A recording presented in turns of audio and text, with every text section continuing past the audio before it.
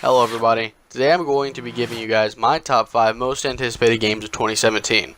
2017 is already off to a great start with Resident Evil 7 just coming out with great review scores and an overall good critical reception.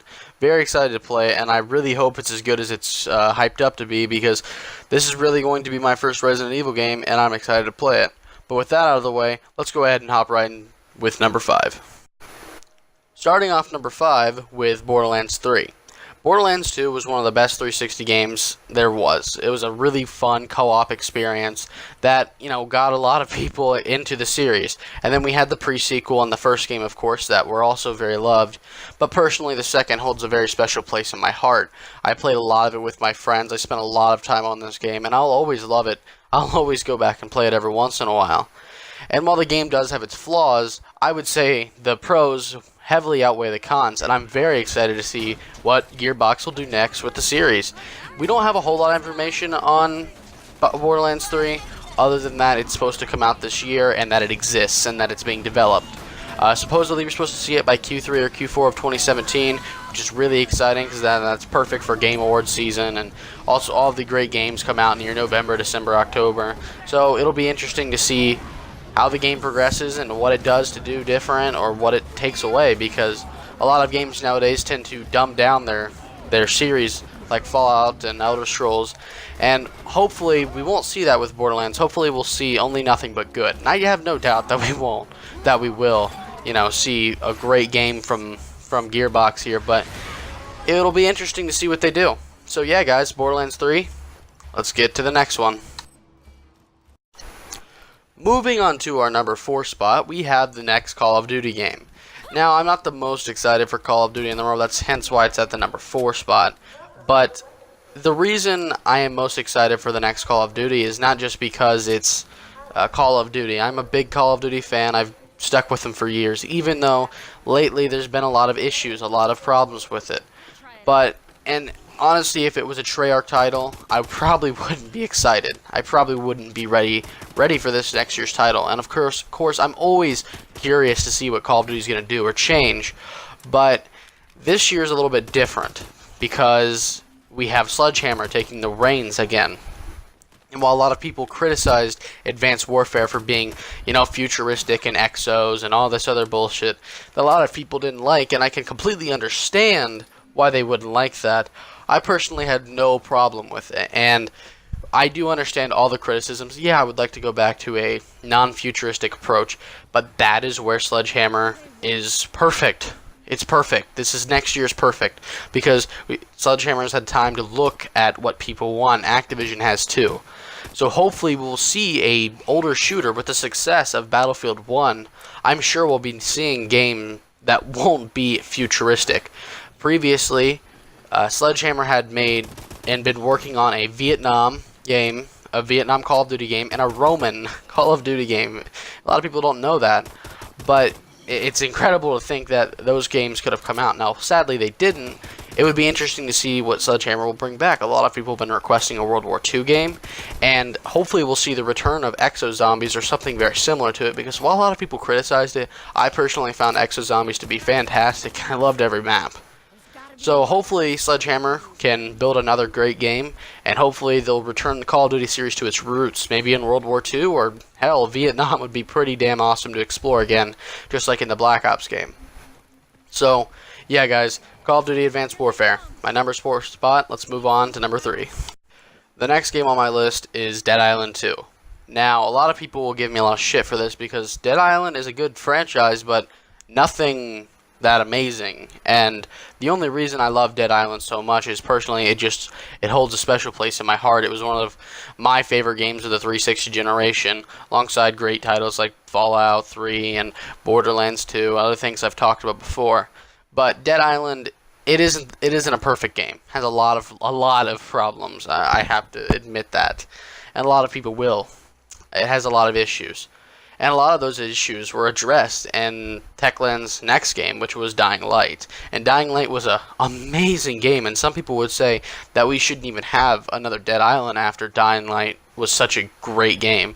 And while I would agree with that, I think that the Dead Island universe has there's a lot more to explore. Obviously, we had Dead Island Riptide, which was a sequel to Dead Island, the first game, but it wasn't the most perfect game in the world. It also had basically the same flaws of the first game. A very average story, some bugs, a lot of bugs, I should say, and just inconsistent gameplay at times. And then we also had, Dead Island Retro Revenge and Escape Dead Island. There were a bunch of spin-offs from Dead Island, and including Dying Light. And while they aren't very popular games, I think that the Dead Island series as a whole is still a very good one, and I'd really like to see them improve with Dead Island 2. And the thing that scares me the most with Dead Island 2 is not that it might be another bad game, as some may consider, or just another mediocre game, is that it has a very rocky development cycle at the moment. The people who were originally working on it, Jaeger, they dropped the project. They made another great game, and I'm really sad to see them drop from the project because it looked like it had promise. While they weren't focusing on the story, it seemed to be they were focusing more on the gameplay, and that was definitely a good focus because considering Dead Island didn't have a very good story anyways, the gameplay was where it's at. So improving on the gameplay, that's perfectly fine in my book. But they dropped out, and now they currently have some independent small developer, and that's a little scary. We haven't heard any news from this game aside from the announcement of the new developer, which I can't even remember their name. It was Panda something. I don't even remember what it was. But Dead Island 2, I'm very looking forward to, and I'm hoping that we'll see a 2017 release. It's nothing. If you look up Dead Island 2 release date, it's set for 2017. It's been delayed till now, but we haven't any other news telling us different, so I have to hope and pray that Dead Island 2 will finally come out after a long time of waiting since the reveal trailer back in like 2015. And yeah, guys, Dead Island 2 is on my number 3 spot. Now for the number 2 spot on my list, State of Decay 2.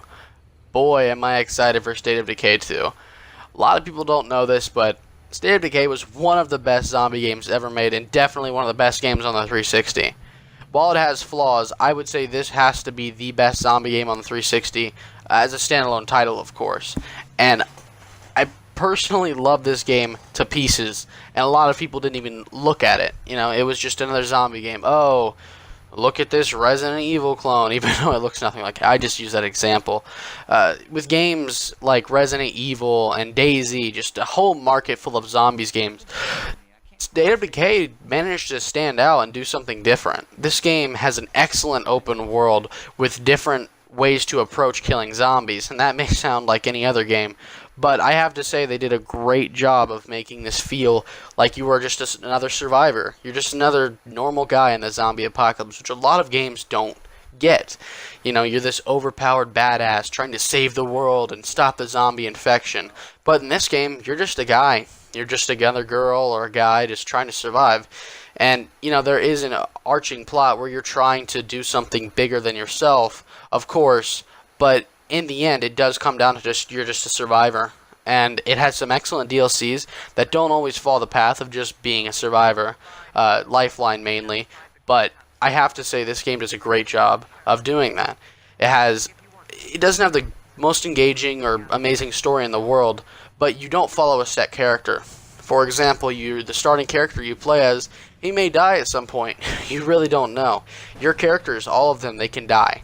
You have to build this community, get more people, and eventually you'll be able to play as every one of your community members, send them out. They might die, may never come back. You never know.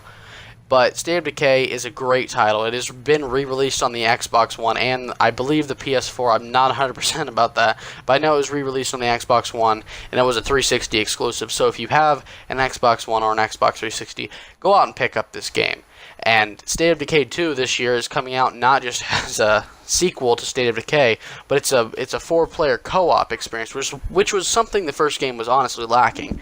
This game was perfect for a co-op scenario, and where being a specific single player doesn't matter. You can be anybody you want. So it was pretty much perfect, for co-op, and I'm glad that they're bringing that in, along with enhanced graphics and all that sort of other stuff that you'd expect the sequel. So yeah, guys, look forward to State of Decay 2, and now we're on to my number 1 spot. Now onto possibly the greatest science fiction RPG series of all time, Mass Effect. Mass Effect Andromeda is releasing very, very soon, and I am so goddamn excited for this game.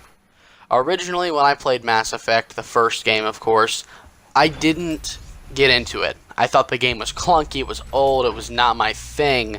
I was just like, you know what, I'll try it later on maybe, but I pushed it off the side and didn't touch it for months. I'd come back to it every once in a while and maybe move forward in a mission for a second, but I really was not a fan of the game. And it got to a point where I wanted to just finish the game and get it over with, so I can move on to the second game and think, oh, maybe the second game is better, maybe it's just the first one and being an older game, and I completely got that. But once I actually invested myself in this game, I found an amazing RPG. It took some time, and especially to this day, the game doesn't hold up as well as it, I'm sure, did back then. But Mass Effect is an amazing game. And once I beat it, I only longed for more. So I moved on to the second game. And the second game, considered to be the best in the series by many, was again a major hit, with major improvements to the combat system, major improvements to the clunkiness of the original game, and overhaul of skill systems and such, which was very, very exciting. And Mass Effect 2 once again was a major hit with everybody, and I loved the game. I love the game to pieces. And then came Mass Effect 3, which to many people was the biggest disappointment in the world, with its subpar ending and plot holes and all sorts of inconsistencies. And then it got fixed. Mass Effect 3 fixed. The BioWare fixed the ending to the game, and people were wholly satisfied with it. And Mass Effect 3 today stands up as the best in the series, in my personal opinion. And now we are faced with a brand new Mass Effect game set in a completely different galaxy, set a little bit farther ahead of the timeline of the original 3 games. And I am so very excited.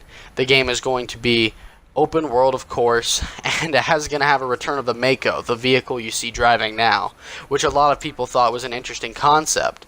And personally, while it wasn't executed, the best in the first game, I'm very excited to see it return, along with just the beautiful graphics, and I'm hoping amazingly written story like the first 3 games.